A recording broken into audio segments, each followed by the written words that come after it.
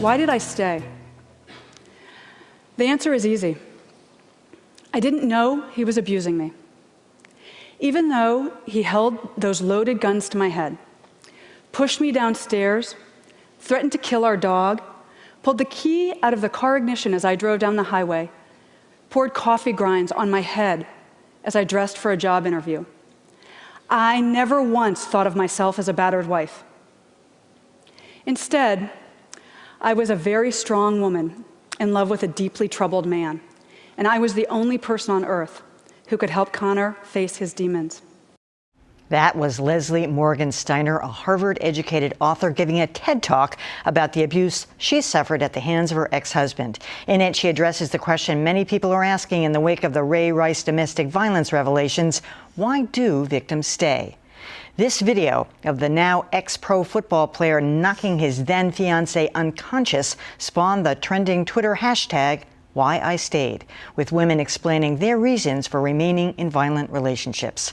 My next guest says it doesn't matter why women like Janae Rice stay. The real question is why men like Ray Rice lash out in the first place. Randy Susan Myers is an author who once counseled men in a batterer intervention program. Her new novel, Accidents of Marriage, draws from personal experiences as the child in an abusive marriage. And welcome, Randy, to Greater Boston. Thank you. Thank you so much for having me. Although I must say I was not in an abusive marriage. My mom was in an abusive marriage. That's right. And I worked with batterers for a child. 10 years. We said a child of an abusive marriage. Mm-hmm. So you don't remember it yourself, but did you ever ask your mother why she stayed? No, because I actually had forgot about it over and over and over again. I kept forgetting that piece of my life. I buried it. But it's not a question that I would ever feel a need to ask. Even before I worked with batterers, my question always was, why do men do it? Mm-hmm. Why do men feel the need to hit? Why do they lash out? Why do they kill? And when I was in the field working in a batterer intervention program, I learned an awful lot. Mm-hmm. You know, it's interesting to say we learned that the NFL did indeed get that video. Who saw it? We don't know, but apparently they were aware of this as far back as April. That video arrived at the NFL offices, and somebody played a voicemail and said, yep, we got it. That really is terrible. I mean, do men look at video like that? Do they look at incidents like that and say, oh, well, it was just a one-off. It's really not a big deal. Do men look at it differently than women? I think many men think immediately, what did she do to invoke it? What buttons did she push? How did she encourage him to be violent? As though somehow, we even send couples to couples counseling, as though the woman and the man together can work on keeping a man nonviolent. And that doesn't work that way. One of the things I always asked the guys who I worked with, and I wasn't counseling them, I was teaching them, was, do you have a boss? Well, sure, I have a boss. And do you ever get angry at your boss? I hate my boss. So how often do you hit your boss? Don't be stupid, I never hit my boss. All right, and this is going to be one of those impolitic questions, but does it matter what the woman does? If she provokes him, if she pushes him, if she throws hot coffee in his face, no matter what she does? Well, the guys that I work with used to say to me, well, what if she comes at me with a hatchet in the back of the head? Well, I think when it's a literal self-defense, you got to defend yourself, but very rarely is it a case of self-defense. It actually never came up in the 10 years I was working.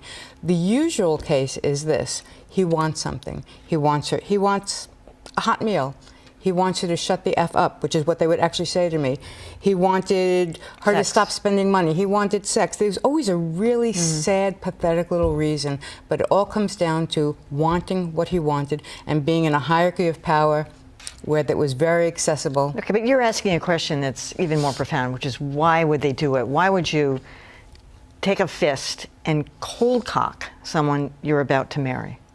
I think the reason you do it is because A, you're the kind of person who's been trained towards violence as a way of your first retrieval of a way to get what you want. And your way of living, by the way, because that's how you make your living in the NFL. Many men told me stories about how their fathers were abusive and they watched it. And one of the things I always said back is, most people who are abusive did see abuse, but not all people who see abuse become abusive. You can make choices. And it's easier to just give into the moment than it is to... Okay, so One of the things about Janae Rice, and she pushed back. She posted a statement on Instagram. I think we have a little bit of that. She says, "This is our life. What don't you all get? If your intentions were to hurt us, embarrass us, make us feel alone, take all happiness away, you've succeeded on so many levels." I mean, she's defending their action. She's saying it was a private moment. Does being hit once, let's just assume it was once, is she just by definition a battered wife? She's by definition a victim of violence. What does it mean to be a battered wife? I don't think I need to do it, but she's the victim of violence. And the fact that she put that on Instagram doesn't surprise me. My guess is that she's under an awful lot of pressure from Mr. Rice right now. And there's a whole number of ways that guys are abusive, including, you embarrassed me, you'll get out there, you'll say this. I take nothing seriously. You think he put her up to that? I would not be surprised one bit. And I think all of the argument that's going on now about why did Janae Rice stay is pathetic. The question is, why did Ray Rice hit her?